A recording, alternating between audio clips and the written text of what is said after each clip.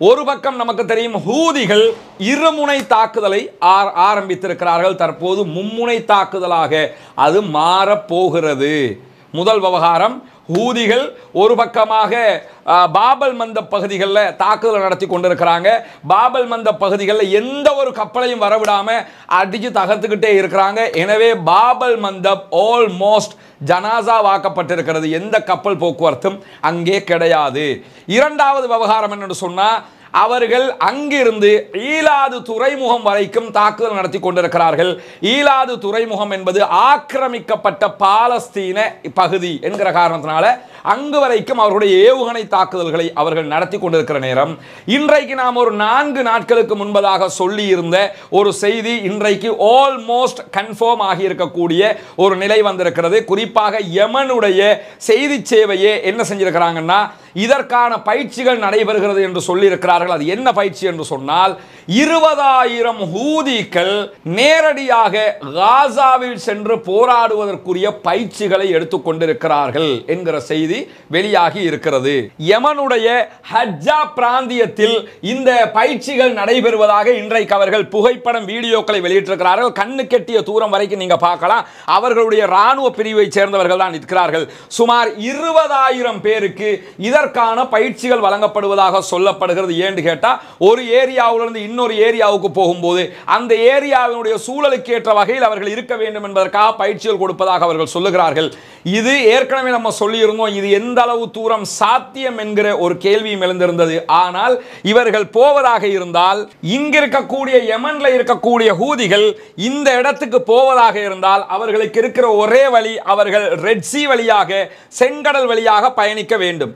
செங்கடல் வழியாக அவங்க பயணிச்சாங்கன்னு சொன்னா, மொத்தமாக இந்த ஏரியா வரும்போது இந்த ஏரியா 2 பகுதியாக பிரியும். ஒன்று சுயஸ் கால்வாயை நோக்கி பயணிக்கும், இரண்டாவது இந்த இடத்துல இருக்கிற அவர்களுடைய ஈலாது துறைமுகத்தை நோக்கி பயணிக்கக்கூடிய பகுதி. இந்த இடத்துல தான் ஈலாது துறைமுகம் இருக்கிறது. எனவே அவங்க இந்த இடத்துக்கு வந்தாங்கன்னு சொன்னா, இந்த ஏரியா வழியாக, அதாவது சினாய் பாலைவனம் வழியாக அவர்கள் நடைபவனியாகத்தான் உள்ளே நுழைய வேண்டி இருக்கும் என்பது ஒரு புறம். ஒன்றோ அவர்கள் இப்படி போக வாய்ப்பு இருக்கிறது, இல்லை என்றால் இவர்கள் ஏதோ ஒரு வகையில் ஈரான் வழியாக, ஈராக் வழியாக உள்ளே நுழைவதற்கு வாய்ப்பு இருக்கிறது. இல்லாவிட்டால் லெபனானுக்கு அவங்க போனாங்கன்னா, விமானம் வழியாகவோ ஏதோ ஒரு வகையில் லெபனானுக்கு போனாங்கன்னா லெபனான் வழியாக அவர்கள் உள்ளே வருவதற்கு வாய்ப்பு இருக்கிறது. ஆனால் சுமார் 20,000 பேர் அளவுக்கு அவர்கள் பயிற்சிகளில் ஈடுபடும் போது இவ்வளவு தொகையானவர்கள் விமானம் மூலமாக போவதற்கு வாய்ப்புகள் குறைவு. எனவே அவர்கள் இந்த வழியாக உள்ளே நுழைவதற்கான வாய்ப்புகள் தான் அதிகம் இருக்கிறது என்று ஆய்வாளர்களால் சொல்லப்பட்டு கொண்டிருக்கிறது.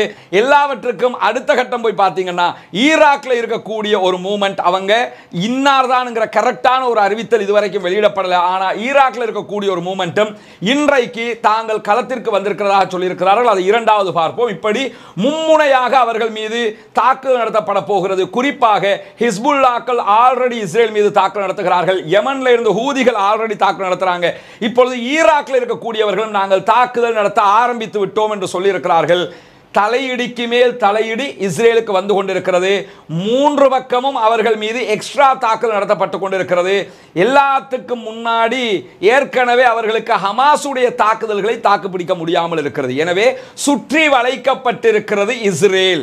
ஒன்றோ இதிலே 2 விவகாரங்கள், ஒன்றில் 2 தான் நடக்க முடியும். ஒன்றோ இத்தோடு இஸ்ரேல் இனிமேல் நாங்கள் தலை வைத்தும் படுக்க மாட்டோம் என்று சொல்லிவிட்டு பாலஸ்தீனத்தை சுதந்திர தேசமாக அறிவித்துவிட்டு போக வேண்டும். அமெரிக்காவும் அதை அறிவித்துவிட்டு போக வேண்டும். அப்படி போனால் தான் பாபல் மந்தப் உள்ளிட்ட ரெட் சீ பகுதிகளில் அவர்களுக்கு தொழில் செய்ய முடியும், அவருடைய பிசினஸ் நடக்கும், அவர்கள் நிம்மதியாக இருக்க முடியும். இல்லாவிட்டால் ஒட்டுமொத்தமாக ஹூதிகளும் அதே நேரத்தில் ஹிஸ்புல்லாக்களையும் அதே போன்று ஈராக்கில் இருக்கக்கூடியவர்களையும் எல்லாவற்றுக்கும் மேலாக ஹமாஸையும் அங்கிருக்கக்கூடிய மற்ற படைப்பிரிவுகளையும் மொத்தமாக அழித்தால் மட்டும்தான் அவர்களால் இதை முடிவுக்கு கொண்டு வர முடியும். ஆனால் இந்த 2ல எது லேசுன்னு பார்த்தீங்கன்னா, இந்த குழுக்களை மொத்தமாக அழிப்பது என்பது அவ்வளவு எளிதானது அல்ல என்பது இந்த யுத்தத்திலேயே நமக்கு தெரிய வந்துருச்சு. நடக்கக்கூடிய ஒரு காரியம் அல்ல. எனவே அவர்களுக்கு ரொம்ப ஈஸி என்னன்னா, கண்ணுக்கு முன்னாடி இருக்கிற ஈஸி வழி இந்த தாக்குதல்களை நிறுத்திவிட்டு பாலஸ்தீனத்தை சுதந்திர தேசமாக கொடுப்பதுதான். இன்ஷா அல்லாஹ் அதற்குரிய வழியாகத்தான் இது தென்படுகிறது.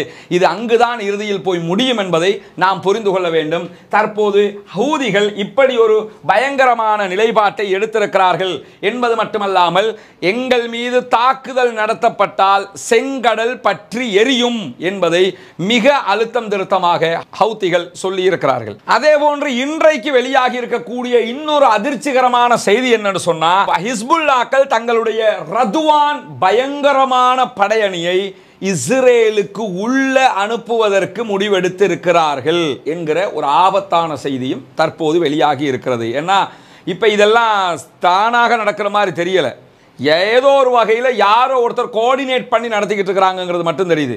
ஒன்றோ ஹமாஸே இவர்கள் அத்தனை பேரையும் கோஆர்டினேட் பண்ணிக்கிட்டு இருக்கிறாங்க, அல்லது ஈரான் உள்ளிட்ட யாராவது இவர்களை கோஆர்டினேட் பண்ணுகிறார்கள். ஈவன் சவுதி அரேபியா கூட இதை செய்வதற்கு வாய்ப்பு இருக்கிறது, இல்லைன்னு சொல்லிட முடியாது. டர்க்கி செய்வதற்கும் வாய்ப்பு இருக்கிறது. ஏன்னா இப்போ ரெண்டில் ஒன்று பார்க்கணுங்கிற ஒரு நிலையில், ஏன்னா அவங்களாக மோத வந்துட்டாங்கன்னா பிரச்சனையாக மாறிடும்ங்கிறதுனால சில நேரங்களில் இவர்களை வச்சு முடிவு கட்டுறது கூட அவர்கள் முடிவெடுத்திருக்கலாம். இந்த ரதுவான் படையணியை பொறுத்தவரையில் இந்த ரதுவான் படையணி என்பது மிக முக்கியமாக எதற்கு பெயர் பெற்றது என்று சொன்னால், இந்த படையணியை நேரடியாக ஹிஸ்புல்லாக்களின் தலைவர் ஹசன் நஸ்ருல்லா தான் கண்ட்ரோல் பண்ணுவார். அவர்கள் என்ன செய்ய வேண்டும் என்பதை அவர்தான் தனித்து முடிவெடுப்பார். ஹசன் நஸ்ருல்லாவுடைய நேரடி கண்ட்ரோலில் இருக்கக்கூடிய ஆட்கள் தான் இந்த ரதுவான் படையணி. அது மட்டுமல்லாமல் இந்த ரதுவான் படையணியினுடைய இவர்களுக்கு பயிற்சி அளித்தது யார் என்கிற விவகாரத்தில் ஈரான் தான் ஆரம்பமாக இவர்களுக்கு பயிற்சி கொடுத்திருக்கிறது. இன்றைக்கு ஹமாஸ் என்ன விதமான, அதாவது ஸ்னைப்பர் தாக்குதல், அதே போன்று இந்த கெரில்லா தாக்குதல் என்றெல்லாம் சொல்றாங்கல்ல, மறைந்திருந்து தாக்குகிற தாக்குதல், இந்த தாக்குதல்களுக்கெல்லாம் மிகவும் பெயர் பெற்ற ஒரு படையணியாக இருப்பது இந்த ரதுவான் படையணி. இந்த ரதுவான் படையணி தற்போது களத்துக்கு வருவது மட்டுமல்லாமல் ஹசன் நஸ்ருல்லாவுடைய நேரடி கண்ட்ரோலில் இருக்குது. குறிப்பாக இதனுடைய தலைவர் ஹைத்தாம் அலி என்கிறவரை 2016ஆம் ஆண்டில் தேடப்படும் குற்றவாளியாக அமெரிக்கா பட்டியலிட்டு இருக்கிறது. அமெரிக்காவினுடைய தேடப்படுகிற பட்டியலில் இவரும் இருக்கிறாரு என்று சொல்லி இருக்கிறாங்க இந்த ரதுவான் படையணியினுடைய தலைவரை. இன்னும் சொல்ல போனால் தெற்கு லெபனான் பகுதிகளில் வைக்கப்பட்டிருந்த ஹிஸ்புல்லாக்களுடைய படையணியின் மிக முக்கியமான படைப்பிரிவுகள் எல்லாம் தற்போது வடக்கு லெபனானுக்கு அழைக்கப்படுகிறார்கள். வடக்கு லெபனான் என்பது காசா பார்டர், இன்னொரு பக்கமாக இஸ்ரேலுடைய பார்டராக இருக்கிறது. அந்த பார்டருக்கு அவர்கள் அழைக்கப்படுகிறார்கள். இதிலிருந்து என்ன தெரியுதுன்னு கேட்டா, ஒரு பாரிய தாக்குதலை நடத்துவதற்கு ஹிஸ்புல்லாக்கள் முடிவெடுத்திருக்கிறார்கள் என்பது தெளிவாக தெரிகிறது. நாளைய தினம் புதன்கிழமை ஹசன் நஸ்ருல்லா அவர்களுடைய தொலைக்காட்சியில் நேரடியாக பேச இருக்கிறார் என்றும் சொல்லப்படுகிறது. இந்த யுத்தம் ஆரம்பிக்கப்பட்டதிலிருந்து 3வது முறை ஹசன் நஸ்ருல்லா நாளையோடு 3வது முறை பேச இருக்கிறார். அதிலே அவர் என்ன சொல்லுகிறார் என்கிற விதமான செய்திகளையும் நாம் பார்க்க வேண்டியிருக்கிறது. ஏன்னு கேட்டால், இன்றைக்கு ரதுவான் படையணி உள்ளே நுழைவதற்கு தயாராக இருக்கிறது. அதிலும் குறிப்பாக இதில் 2500 பேர் கொண்ட ஒரு படையணி உள்ளே நுழைய வாய்ப்பு இருக்கிறது என்று சொல்லுகிறார்கள். 2500 பேரெல்லாம் அப்பர் கலீலி பகுதிகளில் உள்ள நுழைஞ்சு அஸ்கலான் வரைக்கும் போனாங்க என்று சொன்னால் அதை அவங்க தாக்கு பிடிக்கலாம்னு நான் அறிந்த இந்த பாலிடிக்ஸில் நான் அறிந்திருக்கக்கூடிய இந்த விவகாரத்தில் நம்மளாலெல்லாம் கணிக்க முடியாது. ஏன்னு கேட்டால், கண்டிப்பாக இஸ்ரேல் எண்ணிலடங்காத ஒரு அழிவை சந்தித்தே தீரும். ஏன்னு கேட்டால், இவங்களை பொறுத்தவரையில் இன்னொன்று புரிஞ்சுக்கிறீங்க, இவங்க ஒரு கவர்மெண்ட்டு கிடையாது, யாரும் கேள்வி கேட்குற இடத்துல இவங்க இல்லை. எனவே இவங்க எதை செஞ்சாலும் கேள்வி கேட்க முடியாது, வேணும்னா அடித்து கொள்ள முடியும், அவ்வளோதான் செய்ய முடியுமே தவிர, ஏன் நீ இப்படி கேள்வி கேட்டால், வாங்க ஹிஸ்புல்லா வாங்க, உங்கள்கிட்ட ஐநா சபையில் கேள்வி கேட்க போகிறோம்னா போகிறதுக்குன்றான், ஐநா சபையாவது தலைமுடியாவதுன்றான். அதனால் இவங்கள்ட்ட கேள்வி கேட்க முடியாது, ஹூதிகள்கிட்ட கேள்வி கேட்க முடியாது, யார்கிட்டையுமே கேள்வி கேட்க முடியாது. ஹமாஸ்ட்ட வேணும்னா ஓரளவுக்கு கேள்வி கேட்பதற்கு வாய்ப்பு இருக்குது. ஏன்னா அவங்க அங்கே ரூலிங் பார்ட்டியாக இருக்கிறதுனால ஹமாஸ்ட்ட கூட கேள்வி கேட்கலாம். இவங்க கிட்ட இந்த ஈராக்ல இருக்கிறவங்ககிட்டலாம் கேள்வியே கேட்க முடியாதுங்க. கேள்விக்கு அப்பால் பட்டு இருக்கக்கூடிய ஆயுத குழுக்கள் இவங்க. இந்த ஆயுத குழுக்கள் இப்ப களமிறங்கி இருக்கு. அதுல ரதுவான் களமிறங்குகிறது. ஏற்கனவே அவங்க களத்தில் இருக்கிறாங்க. பட் உள்ள போய் அவங்க நேரடி ஸ்னைப்பர் தாக்குதலையோ வேற எதையுமே அவர்கள் செய்யாம இதுவரைக்கும் ஹிஸ்புல்லாக்கள் இந்த ராக்கெட் லான்ச்சர்கள் போன்றவற்றினால் தான் ஏவுகணை தாக்குதல்கள் தான் நடத்துகிறார்கள் என்கிற செய்தியை தான் நம்ம 80 நாளாக பார்த்துக்கிட்டு வர்றோம். ஆனால் சில நேரங்களில் இந்த காட்சியெல்லாம் பார்க்கும்போது ஏதோ ஒரு வகையில் சுற்றி வளைக்கிறார்கள் என்பது மட்டும் தெரிகிறது. இந்த சுற்றி வளைப்பு எங்கு போய் முடிய போகிறது என்பதை பார்ப்போம். நாளைக்கு ஹசன் நஸ்ருல்லா சொல்லுகிற செய்திகளில் இருந்தும் நமக்கு நிறைய விவகாரங்களை தெரிந்து கொள்ள முடியும். 2500 பேர் உள்ள நுழைஞ்சாங்கன்னா அதுக்கு பிறகு சம்பளம் தான், அவ்வளவுதான்ங்கிறது தான் நமக்கு தெரிய வருகிறது. இந்த விவகாரத்தோடு அடுத்ததாக என்ன ஆபத்து இதே மாதிரி கிளம்பி வருதுன்னு சொன்னா, ஈராக்ல இருந்து அவங்க எந்த குழுன்னு நமக்கு தெரியல, ஆனால் தெளிவாக ஒன்றை புரிந்து கொள்ளுங்கள், அந்த குழு அமெரிக்காவால் உருவாக்கப்பட்ட குழுதான் என்கிறதுல எந்த மாற்று கருத்தும் கிடையாது.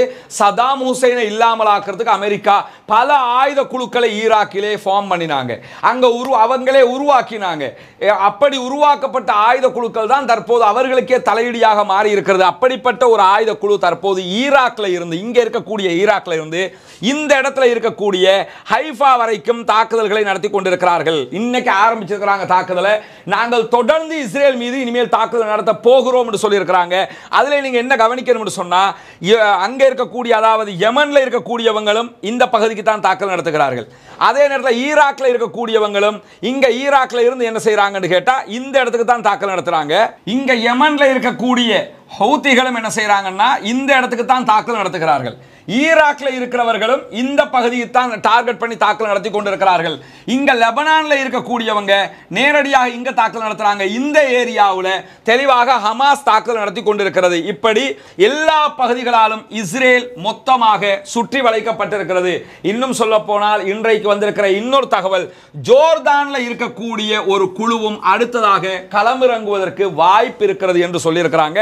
இதெல்லாம் படிக்கும் போது எனக்கு தோணிய ஒரு விஷயம் தான், அவங்களே உருவாக்கி விட்ட அத்தனை பேரும் இப்ப அவர்களுக்கு தலையீடியாக மாறி இருக்கிறார்கள். ஏன்னா இந்த பாலஸ்தீன மீட்பு என்கிற விஷயத்தில் அத்தனை பேரும் தற்போது ஒருங்கிணைந்து இருக்கிறார்கள். இது இஸ்ரேலால் தாக்குப்பிடிக்க முடியாமல் போய்விடும் என்பதை நாம் திட்ட தெளிவாக புரிந்து கொள்ள வேண்டும். அல்ஹம்துலில்லாஹி ரப்பில் ஆலமீன்.